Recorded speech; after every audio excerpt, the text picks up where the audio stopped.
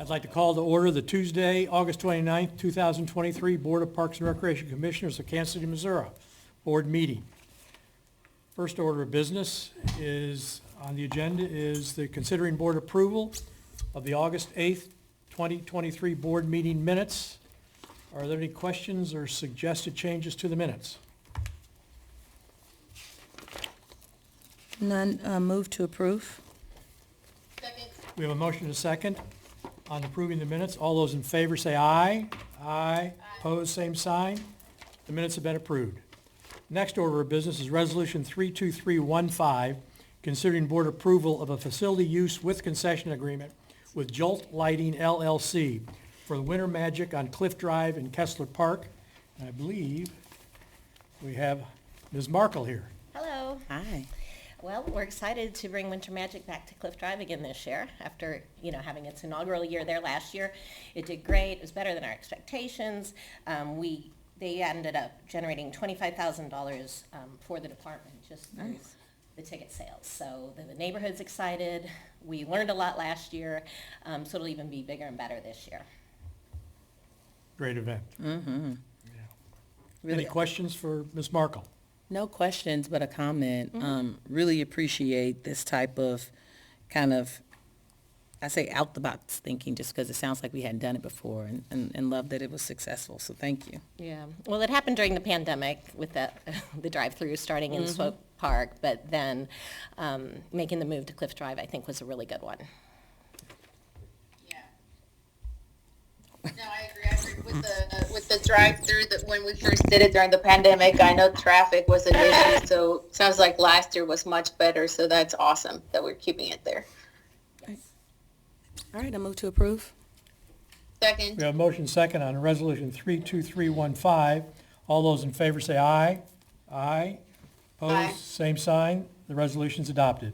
Thank you. Next order of business, Resolution 32316, considering board approval of a facility use with concession agreement with the Kansas City Repertory Theater for Ghost Light at Roanoke Park, as outlined in Attachment C. Mr. Loya. Good afternoon. Thank you. Yes, Ghost Park, Halloween Holiday Festival, Roanoke Park. Activities, lots of things for kids. Actually went last year. It was a great neighborhood community festival. Ask for approval for KC Rep Theater. Any questions or comments on this item? Move to approve. Second. We have a motion and a second on Resolution 32316. All those in favor say aye. Aye. Aye. Opposed, same sign. The resolution is adopted. Next order of business is Resolution 32317, considering board approval of a facility use with concession agreement with Peaceworks Kansas City for Peaceworks KC Local Art Fair in Tice Park, as outlined in Attachment D. Mr. Loya. Thank you. Yes, the Peaceworks KC Local Art Fair at Tice Park. A mixture of artist tents and crafts mixed with some social justice tables, they say. It's same weekend as Plaza Art Fair, Tice Park. Will be KC Parks Department will be compensated $1,850. So, Mr. Loya, just really a highlight at our last board meeting, I believe it was the last one, correct me if I was wrong, but we talked about the importance of having greater lead-in time, and so I'm curious, have you and your team thought more about, because as we can see, or you reported, September 23rd and 24th, which is like just 3 weeks away. So Yes. curious, in what strides have you all made to shift the expectation of our partners and petitional partners about their timeline? We have talked about some ideas for next year, especially for the annuals list. We do have a list of events that we know are more than likely going to happen. So we have talked with amongst ourselves about how we're going to move forward, getting more notice, and then giving you guys more time for approval.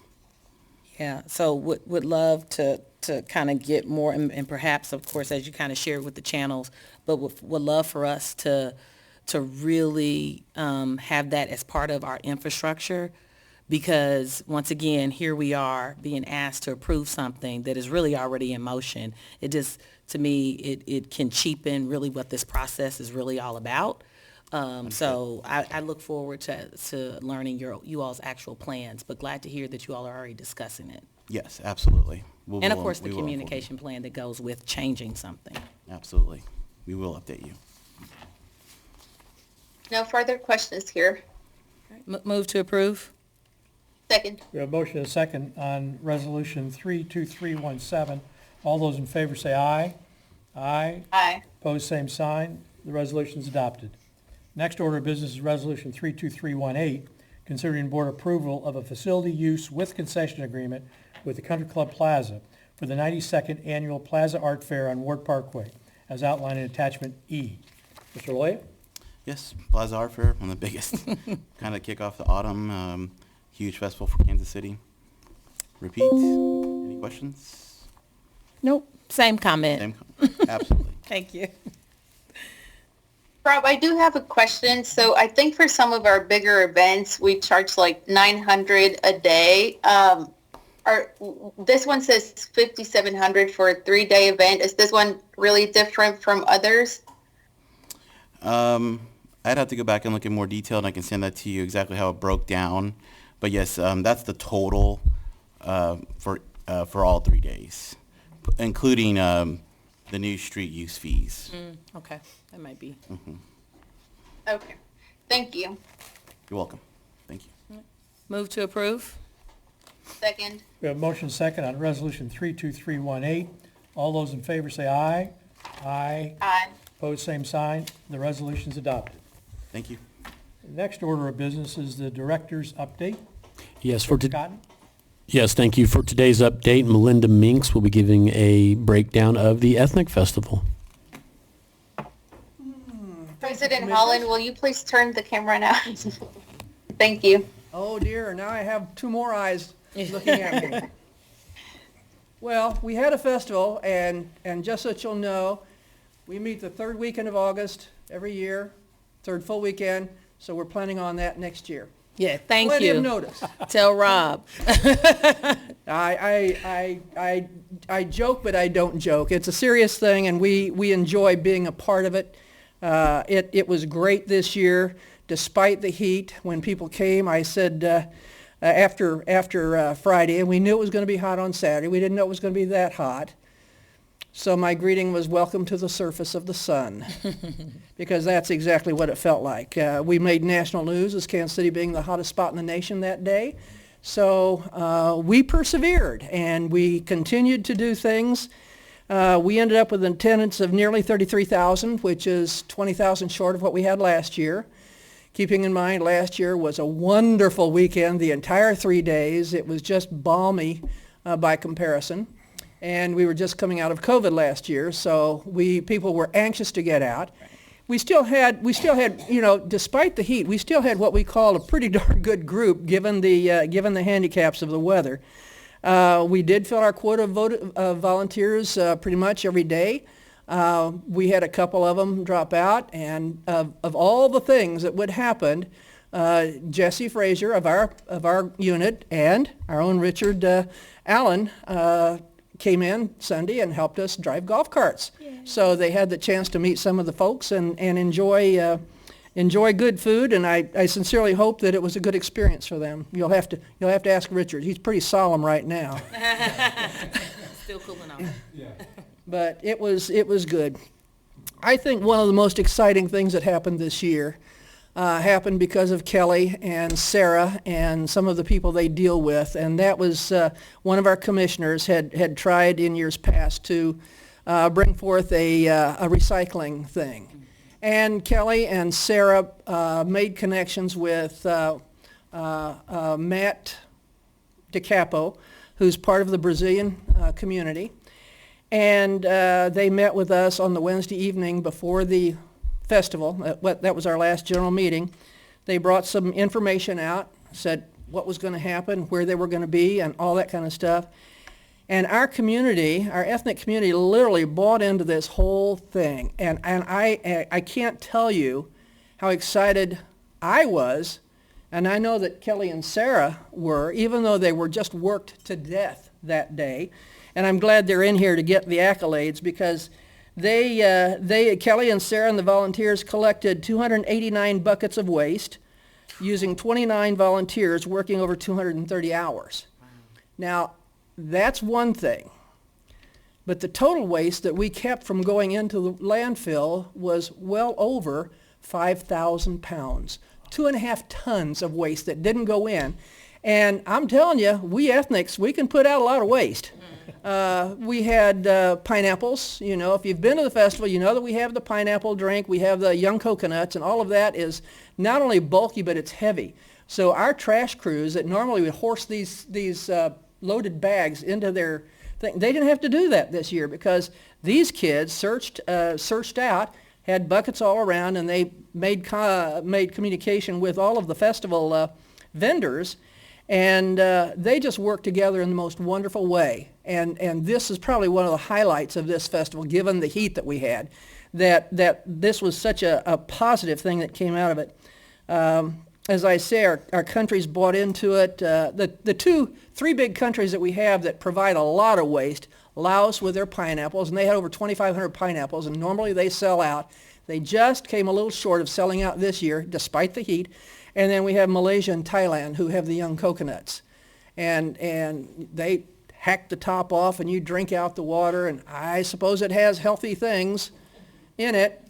I'm not a young coconut drinker, but I suppose you could put it with other things and it would be much more enlightening. I'm with you.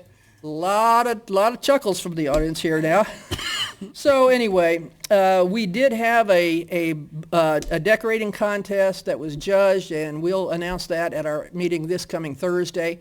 And it's not much. It just gives them a little oomph to decorate their booth so that we know who they are as a country. And of course, we have passports that kids come through and they stamp, go booth to booth, just same size as a regular passport, which is a fun thing. And then, you know, we just are so grateful to Parks and Recreation because it can't be done without them. And Parks and Recreation can't have a festival without the ethnics. So it's just one of the most wonderful partnerships that we have going on within our city.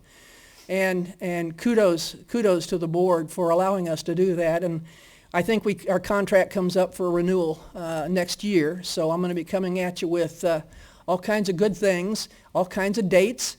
I've worked out on my computer the next 10 years of dates so that we know, so I can, if you want a real way out date, I can tell you what it is. So, I jest, but I'm serious. As I say, the booths were judged on their appearance, and then this coming year we're going to be giving an award for the greenest booth. That does the best as far as recycling and so forth. And all this is, I can't say all this, but most of this recycling and composting things are genuinely due to Kelly and Sarah, because if they hadn't have brought it up, we wouldn't have run with it. And I don't know that we did a lot of running. We may have trotted a little bit, but they ran. And kudos to them for all that they did that made this festival so much more successful than it could have been. Thank you. I'll answer any questions you have because I have all the answers.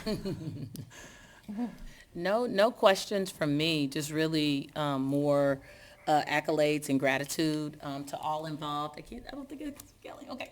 To all involved, thank you all for your leadership and just how you continue to evolve and strengthen this opportunity. And so thank you. I think this is one of our most important events because it shows the beauty and the tapestry that exists within Kansas City. We have one of the most wonderfully diverse groups of people who are more than a little concerned about life in the Midwest. That's right.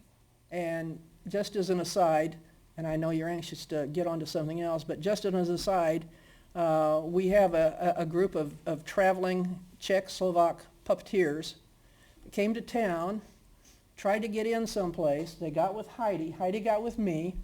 I got with some people of the commission.